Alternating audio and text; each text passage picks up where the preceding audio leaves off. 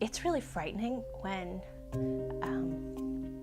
you don't know what's going on with your child. And I didn't, and I had a place to bring him that everyone else was sort of in the same boat. Ben, it's for you. It's for me? Thank you so much. Well, when we came to the school, we were scared because our kids were showing signs of developmental delay. We didn't know what to do, and we didn't know how to help them.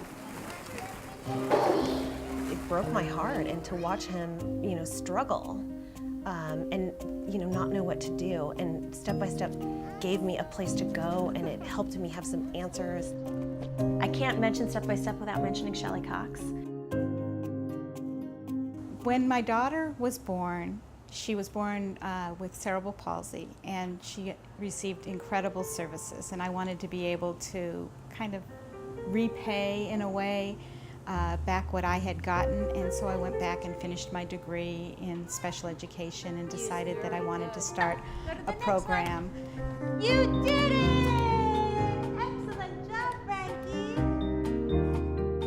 I started it in my garage, and then we grew. Within 6 months we were in our first space, and then over the next 10 years we grew, and we moved into this space where we've been able to provide more on-site clinic-based services for young children and their families.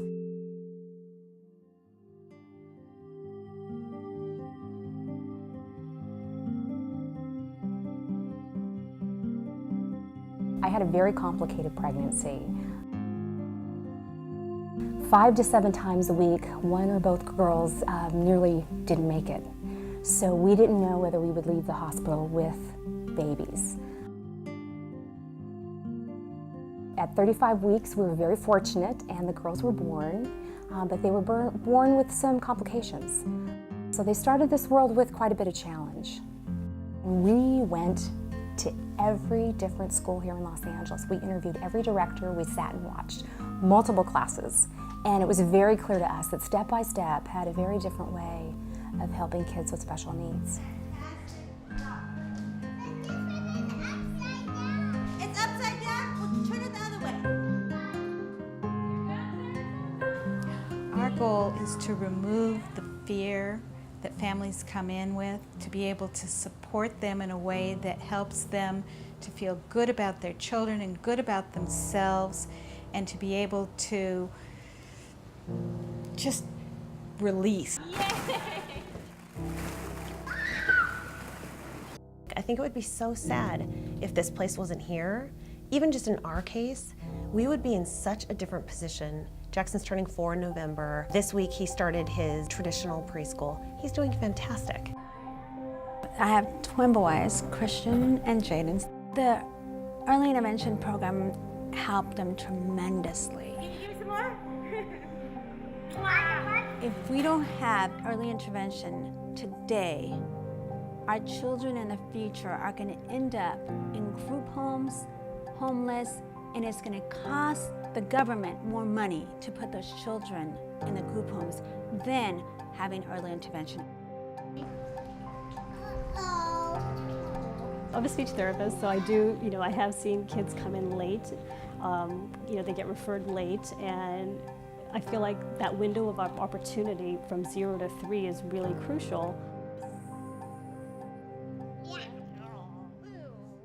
Right now, she's got plenty of time to still grow and learn and kind of meet these milestones. And without programs like Step by Step, I think they'd fall through the cracks in the school systems. I think right now, especially in California, with all the budget cuts that are going on, children wouldn't be able to get the services they really need.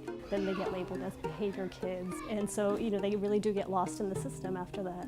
First warm sunny day of springs, Winnie the Pooh. What should we go look at? In this building, you could possibly have the next Einstein. You could possibly have the next Beethoven. You could possibly have the next person to solve any number of our scientific issues today. And we've seen, as we go back looking on some of the great people in history, that many of these people were undiagnosed with a lot of these symptoms. And to ignore these kids and their gifts and what they could possibly give to the world, I think is a huge waste.